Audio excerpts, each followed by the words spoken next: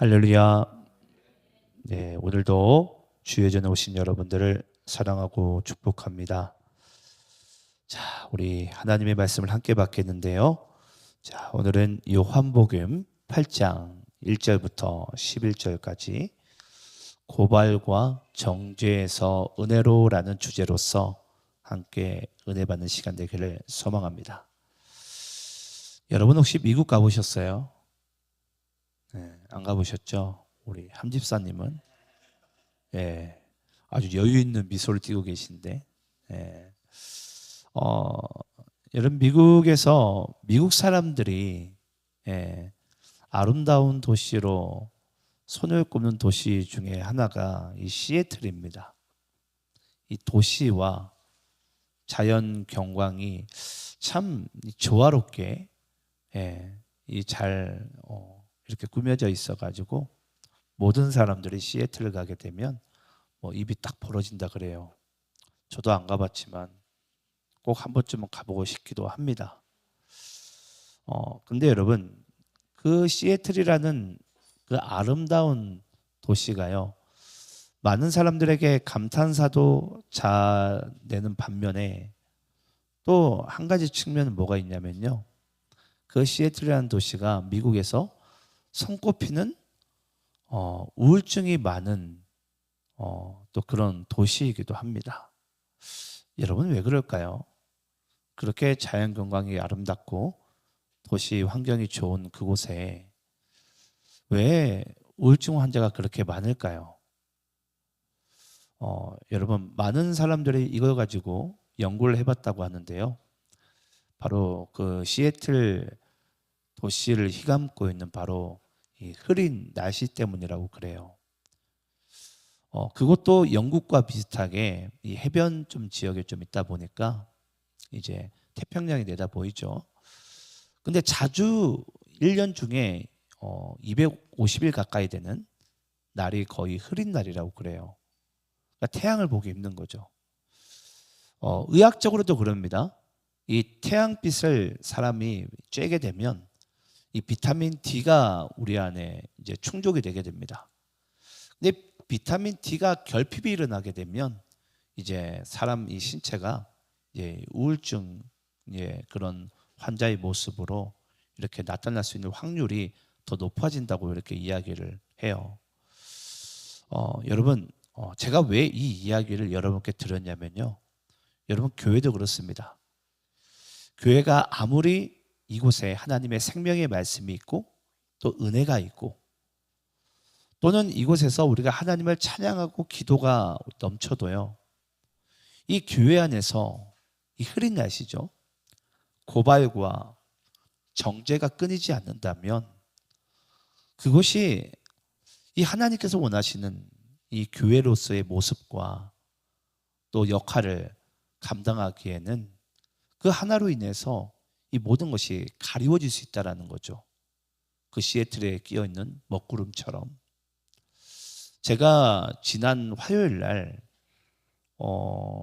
우리 둔산 지방 여개사회를 하면서 그때 참 저는 은혜스러웠거든요.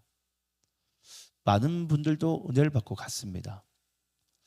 근데 그게 은혜스러웠다는 게 여러분 찬양을 잘해서 말씀을 잘 전해서가 아니고요, 저는 그곳에서 서로 제가 말씀을 전할 때 서로 좀 축복하는 시간을 가져줬어요. 서로 축복해주고 세상에서 가장 아름다운 말로 옆 사람을 칭찬해 주라고. 여기 옆에 있는 여러분들의 옆 사람은 왼수가 아니라 여러분들의 믿음의 동지이자 동역자들이라고. 사랑해주기만도 아까운 세월들이고 아까운 사람들이라고. 여러분 우리 모두는 그런 존재들 아닙니까?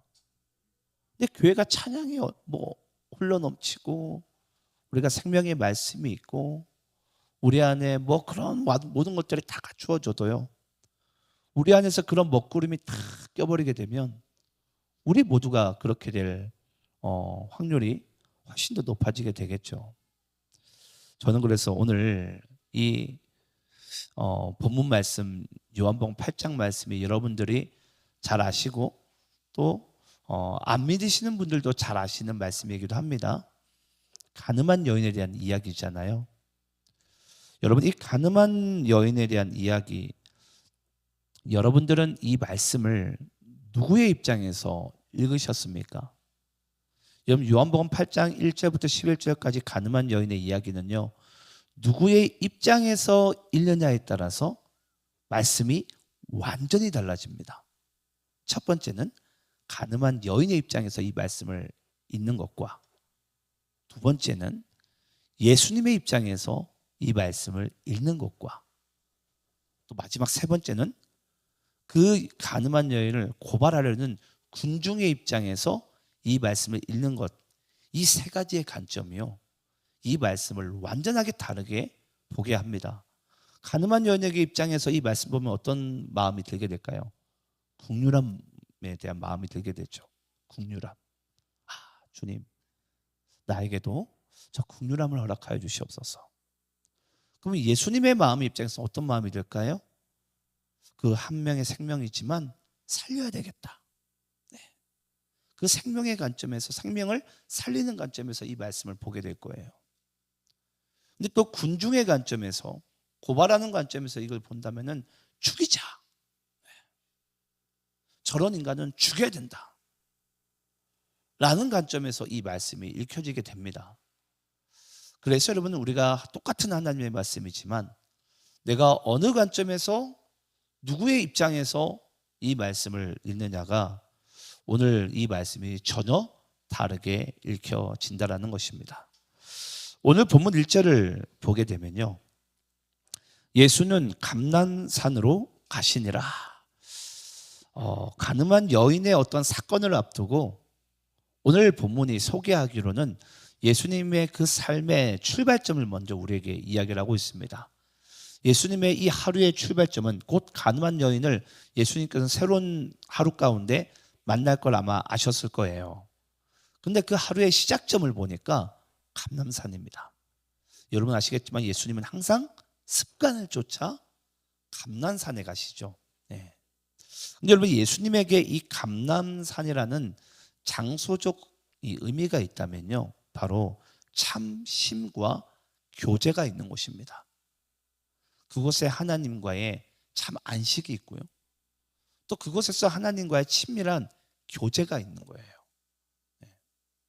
저는 여러분들이 오늘 이 도시안의 교회 안식일 날 주일에 맞춰서 여러분들이 주회전에 왔다면 여러분들의 삶 가운데도 오늘 이 예배를 통해서 참심과 그리고 친밀한 그 교제가 이 하나님께서 우리에게 주신 이 예배를 통해서 저는 부어지기를 간절히 축원합니다.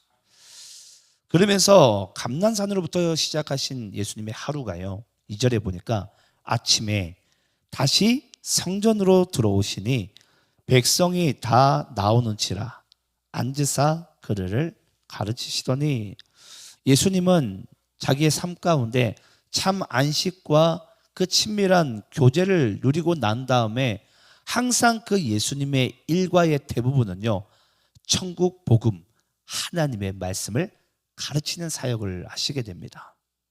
여러분, 이거는 어찌 보면 우리의 삶과도 매우 밀접한 연관성과 관계성을 가지고 있습니다. 여러분들의 하루는 어떻게 시작하는지, 한 주도 어떻게 시작하는지, 또 여러분들은 그 심과 교제, 그럼 쉽게 얘기하면 우리가 에너지를 충전을 받게 되는 거잖아요. 그 에너지를 충전받고 나서는 또 여러분들의 일과의 삶은 어떻게 하루가 이루어지는지. 어제도 제가 잠시 이 방으로 들어간 우리 성심 집사님에게 그런 이야기를 했어요. 자칫 우리가 이제 자녀들을 양육하다 보면 우리가 그럴 수 있거든요. 엄마 아빠로서의 내 삶이 하루 일과가 전부일 수가 있어요. 직장인들도 그렇습니다, 여러분. 여러분들이 어떤 직장을 각자의 모양으로 다닐 거 아닙니까? 여러분들이 그것만을 위해 살아간다면 인생에 무슨 낙이 있겠어요? 그냥 하루하루 돈 벌고 그냥 연병하다가 그냥 죽으려고 이 땅 가운데 오는 건 아니잖아요. 그게 인생의 전부와 목적은 아니거든요. 예. 하나의 삶의 과정일 수는 있어요. 그런 삶의 과정 가운데 하나님께서 분명히 우리로 하여금 이끄시고 싶은 삶의 방향과 목적지는 반드시 있는 줄을 믿습니다. 그건 예수님께서는요, 오늘 본문 말씀 가운데 자신이 오늘 삶을 어디서부터 시작하는지, 또 무엇을 목적 삼아 또 살아가는지, 그러면서 예수님은 끝끝내 뭐 하시게 되죠? 모든 사람이 죽이려고 하는 그 한 명의 여인을 살리는 그 삶의 목적을 그 하루 가운데로 이루어내세요. 그게 예수님의 삶의 일과입니다. 일과. 삶의 패턴. 이제 그런 부분들이 우리 안에도 여러분 회복돼야 되고 또 자리가 잡혀야 되지 않겠습니까? 자, 그러면서 오늘 이제 3절 말씀부터 이제 본격적인 하나님께서 우리에게 어떠한 하나의 사건을 통해 우리에게 무엇을 말씀해 주길 원하십니다. 자, 3절 말씀 한번 여러분들 읽어볼게요. 자, 함께 있습니다. 시작. 서기관들과 바리새인들이 음행 중에 잡힌 여자를 끌고 와서 가운데 세우고. 자, 여러분 오늘 보니까 서기관들과 바리새인들, 쉽게 이야기하자면 율법주의자들입니다. 네, 율법주의자들. 여러분 율법과 율법주의는 다른 것입니다. 하나님께서 우리에게 율법을 주신 게 절대 저주가 아닙니다. 근데 그 율법주의자들이 잘못된 거죠. 자, 그러면 서기관들과 바리새인들, 율법주의자들이 음행 중에 잡힌 여자를 끌고 와서 가운데 세우게 됩니다. 자, 여러분 음행이 뭔지는 아시죠? 예, 이제 현장에서 바로 현장범을 잡아온 거예요. 그럼 여러분 음행은 혼자 합니까? 같이 하잖아요. 남자 여자 같이 한다는 거죠. 이제 끌려온 건 누구예요? 끌려온 건 여자고 보니까 상대 여기 없는 거예요. 지금 남자 역할을 했던 사람이. 근데 오늘 본문 말씀 가운데는 보니까 여자 역할만 감당했던 사람만 지금 끌고 오게 됩니다. 자, 그럼 여러분 남자는 어디로 갔을까요? 네. 성경에서는 꼭 그걸 의도를 하듯이 뭔가 우리에게 보여주는 뭔가 있다는 것을 보여주듯이 그 남자를 숨겨버립니다. 그 음행 중에 같은 음행을 한 그런 남자를 숨겨버리고 그 여자만 끌고 오게 된 거예요. 자, 그러면 여러분 음행 중에 현행범으로 붙잡혀서 이렇게 끌려오게 되면 율법주의가 아니라 율법은 어떻게 해야 되는지 한번 율법에 대한 말씀을 볼게요. 음행은 몇 명이 한다 그랬죠? 2명이. 그래서 신명기 22장 22절이에요. 외우고 싶죠? 예. 우리 한번 신명기 22장 22절 함께 한번 읽어볼까요? 자, 시작. 어떤 남자가 유부녀와 동침한 것이 드러나거든 그 동침한 남자와 그 여자를 둘 다 죽여 이스라엘 중에 악을 제할지니라. 자, 여러분 율법에서는 신명기 22장 22절에 보니까 뭐 해야 되죠? 둘 다 주게 된 건 맞아요. 둘 다 주게 된다는 거죠. 둘 다 죽여라. 그러면서 뭐 할지니라? 이스라엘에서 악을 제할지니라. 여러분 이게 율법이에요. 율법. 네. 그러면 여러분 이 율법에 대해서 그러면은 당시 율법주의자들의 행동이 맞습니까? 틀렸습니까? 맞는 행동이죠, 여러분. 네. 아니 음행 중에 붙잡혀 오면은 죽이는 건 마땅한 거 아닙니까? 이게 무슨 행동이에요, 여러분? 이게 뭐 잘못된 거예요. 근데 여기서 예수님께서는요, 이 여자가 여러분 혹시 오늘 본문 말씀 읽으시다가 예수님에게 이 여자에게 죄를 없다고 본 적 있으세요? 사람들은 이 말씀을요 상당히 오해를 많이 합니다. 여러분 예수님께서는 이 여자에게 죄가 없다라고 말한 적이 한 번도 없어요. 네. 그러면서 어차피 가늠한 여인 예수님이 살려주시네. 네. 요렇게만 우린 좀 집중하기가 쉽죠. 근데 오늘 본문 말씀에서 예수님께서 우리가 정말로 집중해야 될 두 분, 이 사건을 통해서 율법으로 석형으로서 죽이는 것, 돌로 쳐 죽이는 것, 석형이죠. 석형으로 죽이는 것은 그건 율법으로서 맞는 거예요. 죄가 있으니까. 예. 그러면 우리도 여러분 예수님의 입장에서는 우리 모두를 보면은 여러분들에게 죄가 있습니까 없습니까? 우리도 심판 받아야죠, 여러분. 그게 맞지 않습니까? 그게 맞는 거예요. 맞는 거. 예수님이 우리에게 죄가 없다라고 얘기한 게 아니에요. 이 여인에게도 죄가 없다라고 말한 게 아니에요. 근데 여기서 예수님께서 이 사건을 통해서 우리에게 말씀하고 싶은 궁극적인 목적지가 뭔지를 우리는 발견할 수 있어야 된다는 거예요. 여기서 예수님께서 뭘 얘기하고 싶은 거예요? 이 말씀을 보게 되면 누구나 가늠한 여인을 바라봐요. 네. 근데 여기서 단 한 명도 아마 그 생각은 안 합니다. 내가 가늠한 여인이라는 것을. 여러분도 혹시 이 말씀 보면서 여러분들이 가늠한 여인의 입장에서 혹시 이 말씀을 읽어보신 적이 있나요? 대부분들은요 제3자의 입장만 취해요. 제3자의 입장에서 누군가가 우리 교회에서 어떤 문제를 일으켰다 칩시다. 그 문제를 일으켰을 때 여러분 대부분들은 그 문제를 일으킨 그 사람만 보지 않습니까? 정죄를 하고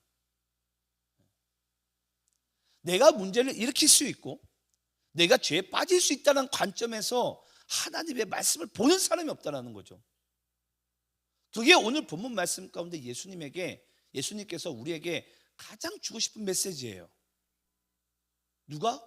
너희들은 이 말씀을 볼 때 판결자의 입장에서만 본다라는 거예요. 그러면서 이 사람이 죄가 있냐 없냐, 죽여야 되냐 말아야 되냐. 예. 그러니까 그 군중들 속에서는 누가 있다라는 거예요? 내가 있다라는 거예요.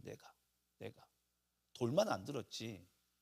우리는 지금 돌을 언제든지 들 수 있는 신용을 하고 있는 거잖아요. 이건 여러분 우리 중에 저를 포함해서 너나 할 거 없습니다. 다 똑같아요. 우리는 그 군중들 속에 우리도 있는 거예요. 그러니까 제가 오늘 말씀 시작할 때 드렸잖아요.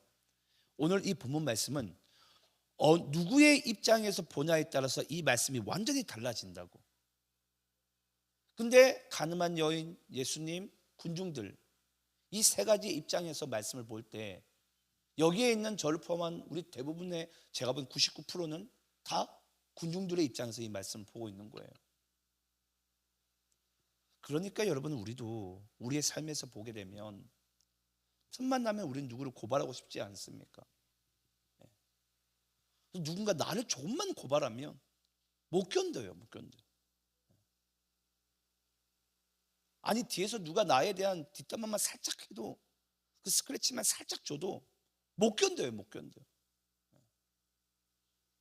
그게 여러분 대부분 사람들의 삶의 패턴이고 우리가 사는 모습이지 않습니까? 그걸 오늘 예수님께서는 쉽게 이야기하자면 우리에게 보이길 원하시는 거예요. 자, 그러면서 4절 5절 말씀 우리 한번 교독하면서 읽어볼게요. 제가 4절에 있습니다. 예수께 말하되 선생이여 이 여자가 간음하다가 현장에서 잡혔나이다. 모세는 율법에 이러한 여자를 돌로 치라 명하였거니와 선생은 어떻게 말하겠나이까?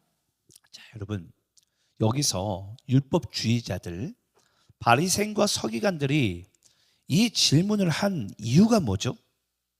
예, 우리 6절에 나오죠. 그들이 이렇게 말하면 고발할 조건을 얻고자 예수를 시험함이로라. 여러분 지금 군중들의 입장에서는 쉽게 이야기하자면 이 여자를 판결하자 말자의 부분에 있어서는 관심이 그렇게 크게 높지가 않아요. 뭐 하고 싶은 거예요? 예수를 죽이자라는 거예요. 여러분 원래 그거 아시죠? 바리새인과 사두개인도요 그렇게 친한 사이가 아닙니다. 네. 왼수라고 그래요. 거의 왼수. 네. 여러분 그거 아시죠? 사우디아라비아 그 대부분의 무슬림들이 순위파잖아요. 근데 이란이 시아파지 않습니까? 서로 못 죽여서 안달이잖아요. 차라리 기독교는 오케이예요. 웰컴이에요. 웰컴. 근데 순위파와 시아파 사이에는 완전 왼수예요. 근데 참 재밌는 게 여러분 뭔 줄 아세요? 성경을 보다 보면요, 복음서를 보다 보면 신기하게 절대 어울리고 같은 편이 될 수 없는 사람들이요, 예수를 죽이는 데 있어서는요 기가 막히게 하나가 돼요. 예. 참 그런 거 보면 신기해 죽겠어요. 평소에는 직장에서든 뭐 삶에서든 교회에서든 별로 친하지도 않는데 누구를 죽이자 그러면은 그냥 일심 동체가 돼가지고 그냥 와 그냥 그냥 죽일 놈으로 만들어버리고 죽일 니은으로 만들어버리고 참 뭐 하는 건지 모르겠어요. 가끔 우리가 살아가는 삶을 보면. 근데 여러분 잘 보세요. 그들이 목적은 여자가 아닌 예수를 죽이자인데, 예수님께서 만약에 그 여자를 살리자 이렇게 하게 되면은 뭐 하게 됩니까? 율법 신명기 22장 22절의 말씀을 위배하게 돼요. 그럼 하나님의 말씀을 폐하는 자가 되지 않습니까? 예? 본인이 하나님이라고 얘기하는데, 하나님의 아들이라고 이야기하는데, 그러면 만약에 예수님이 그 여자를 죽이자라고 얘기하면은 당시에 이 사형 집행권이 로마 황제가 총독에게 위임할 수 있는 권한인데, 예수님께서 죽이라 말하라고 말해서도 안 돼요. 쉽게 이야기하자면 진퇴양난입니다. 어떻게 될지 몰라요. 그런 상황 가운데 여러분 잘 보세요.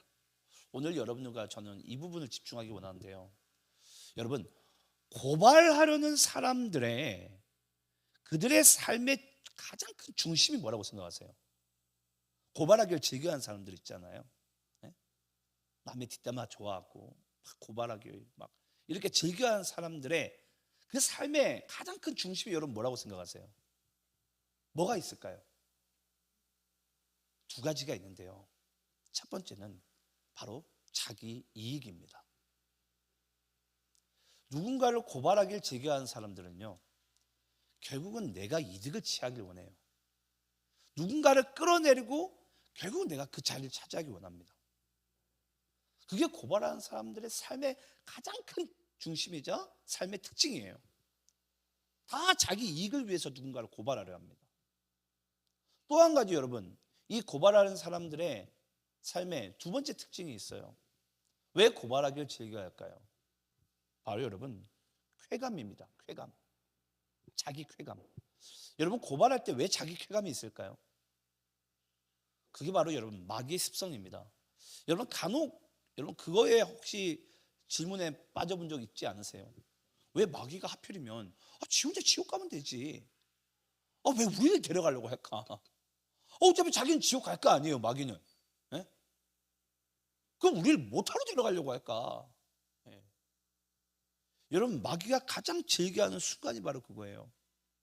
자기와 같은 자를 만들어내는 거예요. 그때 마귀에게 가장 큰 쾌감이 있습니다. 그러면서 한 사람이라도 더 끌고 가려고 하는 거예요. 그래서 누군가를 고발하길 즐겨하는 사람은요 그 고발하려는 그 마귀가 주는 그 심령 가운데 그 쾌감이 있는 거예요. 그 쾌감을 즐기는 거예요. 보통 여러분 혹시 영화 가운데도 그런 영화가 나오는데, 그 사이코패스에 빠져 있는 사람들이 살인을 저지른 이유가 바로 그거라 그러죠. 칼을 찔렀을 때 그 쾌감 때문에 그거 한다고. 자기가 뭔가 절대자인 거가 된 것처럼, 내가 꼭 심판자가 된 것처럼 그런 쾌감이 있다라는 거예요. 그러니까 사람들이요 그 고발하기를 즐겨하는 거예요. 죽이자. 내가 이익을 차리니까 죽이자. 그 쾌감이 있으니까. 그래서 이 두 가지 때문에 여러 사람들은요 어떻게 해서든지 고발하고 죽이려고 합니다. 근데 여러분 우리가 한번 누가복음 18장 9절부터 14절까지 말씀 읽어볼까요? 오늘 이 말씀이 우리에게 참 중요한 교훈을 가져다 줄 텐데, 자 누가복음 18장 9절부터 14절까지 교독하면서 읽겠습니다. 또 자기를 의롭다고 믿고 다른 사람을 멸시하는 자들에게 이 비유로 말씀하시되, 두 사람이 기도하러 성전에 올라가니 하나는 바리새인이요 하나는 세리라. 바리새인은 서서 따로 기도하여 이르되, 하나님이여 나는 다른 사람들 곧 토색, 불의, 간음하는 자들과 같지 아니하고 이 세리와도 같지 아니함을 감사하나이다. 나는 일에 2번씩 금식하고 또 소득의 11조를 드리나이다 하고 세리는 멀리 서서 감히 눈을 들어 하늘을 쳐다도 보지 못하고 다만 가슴을 치며 이르되 하나님이여 불쌍히 여기소서 나는 죄인으로서이다 하였느니라.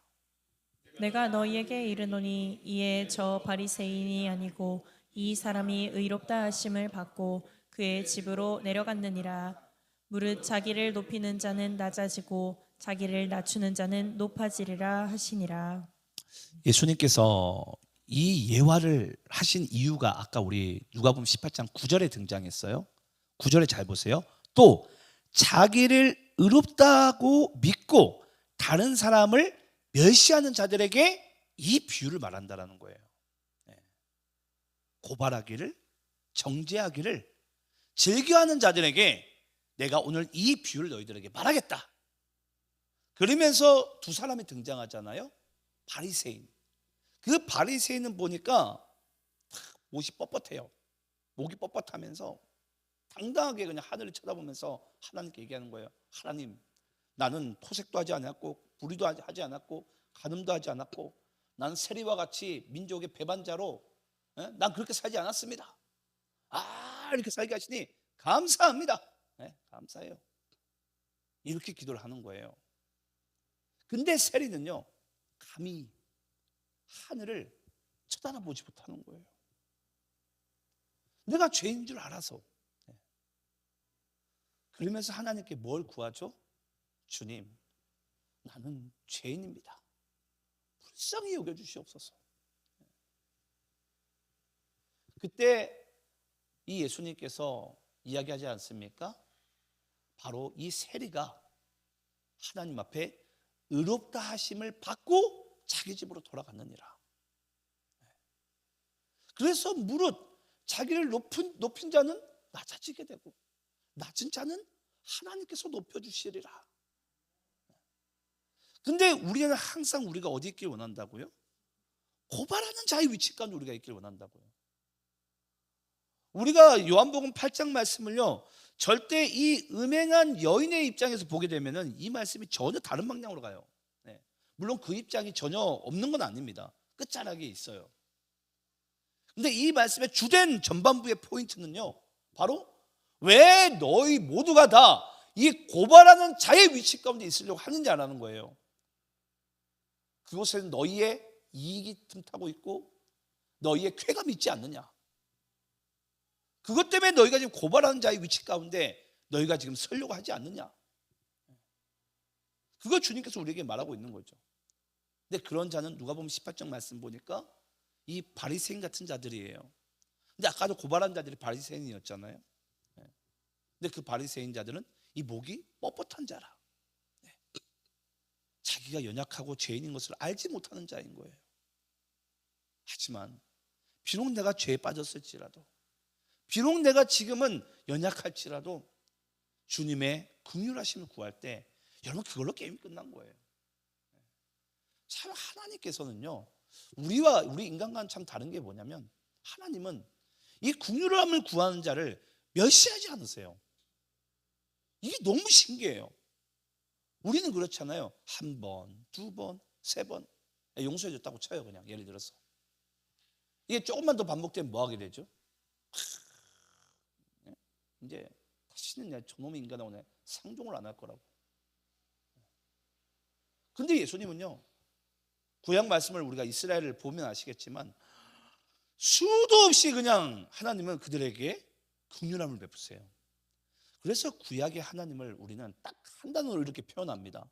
인애의 하나님. 그래서 구약의 하나님은요, 그냥 인애로 끝나요.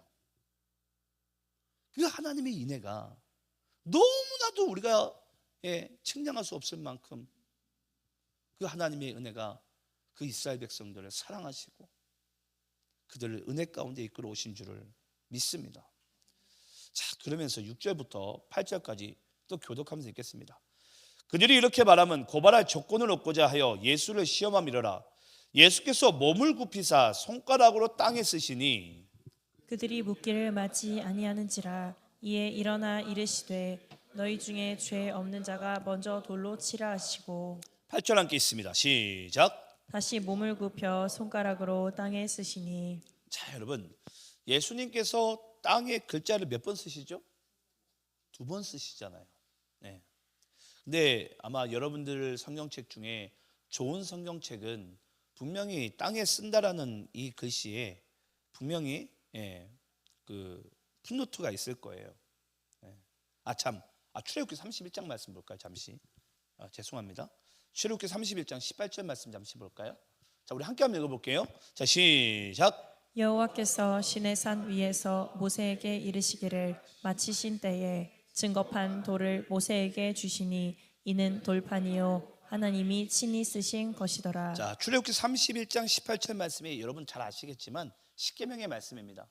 근데 십계명의 말씀은 여러분 성경에서 분명히 우리에게 이야기하고 있습니다. 모세가 쓴 것이 아니라 하나님이 친히 쓰신 것이라. 직접 썼다라는 거예요. 쉽게 이야기하자면 하나님이. 그냥 모세는 하나의 쉽게 이야기 연필과 똑같아요. 그 연필을 통해 사람이 글을 쓰잖아요. 그 모세는 연필 같은 존재입니다. 그걸 쓴 것은 하나님이세요. 그러니까 하나님이 친히 씁니다. 근데 예수님께서 그 가늠한 여인 그 사건 가운데 땅에다가 손가락으로 친히 글을 쓰세요. 그러면서 한 번 썼는데 8절에 가보니까 또 한 번을 쓰십니다. 예수님께서. 대부분들의 신학자들은 그래요. 이 다시 예수님께서 땅에 쓰신 2번의 글을 보면서 이것은 분명 성경 어디를 뒤져봐도 하나님이 친히 2번 쓰신 글은 십계명밖에 없다라는 거죠. 대부분들의 신학자들은 어찌됐건 이 말씀을 십계명으로 봅니다. 정확한 해답은 우리가 처음 가서 이제 알 수 있겠죠. 이제 어찌됐건 이제 그렇게 봅니다. 성경의 모든 어디를 뒤져봐도. 자, 그런데 여러분 여기서 중요한 것이 있어요. 중요한 것이 뭐냐면 잘 보세요. 7절에 보시게 되면 2번 6절에서 3번 쓰시고 8절에서 3번 쓰시는데 그 6절과 8절 사이엔 7절이 있어요. 근데 7절에 잘 보시게 되면 그들이 묻기를 맞이 아니하는지라 이에 일어나 이르시되 너희 중에 죄 없는 자가 먼저 돌로 치라라는 거예요. 뭘 보고? 십계명의 말씀을 보고. 죄 없는 자가 돌로 치라는 거예요. 여러분, 그 말씀을 그 군중들이 이제 듣게 됩니다. 군중들이. 그때 여러분 그들이 잘 보세요. 그들의 반응을 보셔야 돼요. 9절 말씀 한번 여러분들 읽어볼까요? 자, 함께 있습니다. 시작. 그들이 이 말씀을 듣고 양심의 가책을 느껴 어른으로 시작하여 젊은이까지 하나씩 나가고 오직 예수와 그 가운데에 섰는 여자만 남았더라. 자, 여러분 결국은 그 말씀을 들은 군중들이 뭐 하게 되죠? 결국은 양심의 가책을 느껴 하나씩 다 떠나게 됩니다. 뭐가? 고발과 정죄가 떠나요. 여러분, 고발과 정죄가 떠난 그 자리에 뭐만 남는 줄 아십니까? 은혜가 남아요. 그 은혜의 주인이 누구세요? 예수 그리스도 아닙니까? 여러분, 우리 교회가 참 은혜스럽기를 원하지 않습니까?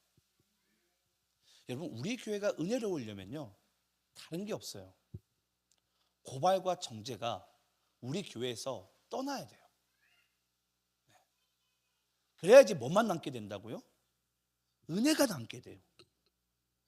예수가 남게 된다고요. 고발과 정죄가 떠나고 나니까 달랑 하나 남으신 분이 바로 예수님이세요. 그분이 바로 은혜의 주님 아닙니까? 그래서 정말 가정이든 직장이든 교회든 어디든 하나님의 은혜가 넘치는 곳에는요 고발과 정죄가 떠나간 그 자리입니다. 그 자리가 여러분 은혜스러울 수 있어요. 저는 우리 도시안의 교회가요 저는 은혜스럽기를 원합니다. 더 이상 율법의 그 고발과 정죄가 떠나고요 이제는 율법이 역사하는 시대가 아니잖아요. 은혜의 시대에 우리 살고 있잖아요. 예수님의 시대를. 예수님이 오신 것은 그 고발과 정죄가 이제 다 예수님께서 지불하신 거잖아요. 패하신 게 아니라 지불하셨잖아요. 고발과 정죄에 대한 조건을. 그러니까 이 여인을 예수님께서 죄가 없다고 하신 게 아니라 이 가늠한 여인 같은 죄를 예수님께서 다 본인이 감당하시고 도말하셨잖아요. 그러면 우리의 삶 가운데 남을 수 있는 것은 은혜밖에 없다라는 거예요. 다 지불했다는데, 너희들의 모든 죄에 대한 빚을 다 갚아주셨다는데, 우리 지금도 남아있는 어떤 빚, 콩 하나라도 더 받아보려고 아직까지도 고발하고 정죄한다면 여러분, 이것은 더 이상 은혜스러운 교회가 될 수가 없는 거예요. 아무리 시애틀처럼 이런 그 도시가 이쁘면 뭐합니까? 먹구름이 끼면 그냥 그곳에 우울증 환자만 가득한 거예요. 제가 사진 하나 띄워주실까요? 사진. 혹시 이 편지글 보이세요? 저도 잘 안 보이는데 여기 보시게 되면 제가 읽어드릴게요. 11년 동안 부진했던 성적에도 승패를 넘어 불꽃 응원을 보내준 이글스 팬 여러분께 감사드립니다. 한화 드림. 여러분, 이게 11년 만에 한화가 포스트 시즌이라 그러죠. 가을 야구. 이게 바로 이제 10월 19일 날 이 김승현 회장이 그 대전 구장 전 좌석에 이걸 이제 다 꽂아놨대요. 제가 오늘 말씀을 제가 마무리하면서 이걸 딱 보는데, 여러분 아시죠? 우리나라 10개 구단 중에 팬심과 그게 참 끈질기게, 그다음에 그 야구장에 가장 티켓이 또 가장 많이 팔린 구단이 또 하나 이글스 구단인 거. 11년 만에 포스트 시즌 들어갔어요. 그 회장이 감동을 먹어가지고, 아니 이제는 하나 구단 팔아 먹어라. 니네는 이제 안 되겠다.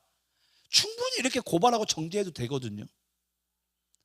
근데 끝까지 이렇게 참아준 건 그 군중들이, 대중들이 고발한 게 아니라, 정죄한 게 아니라 사랑으로서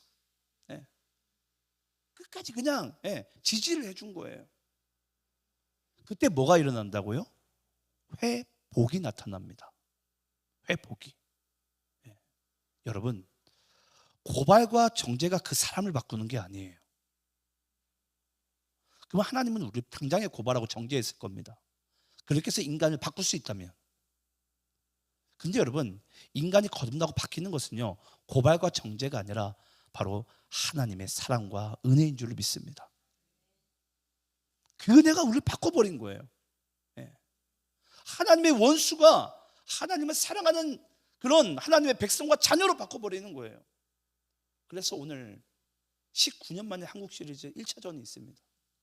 하나 꼭 이겼으면 좋겠어요. 요거는 방송에 좀 삭제를 했으면 좋겠는데, 삐리리리 이렇게 하는 걸로. 여러분, 참 이렇게 누군가를 지지해주고 응원한다는 게 여러분 얼마나 감사합니까? 거기에서 따뜻함이 있잖아요. 따뜻함이.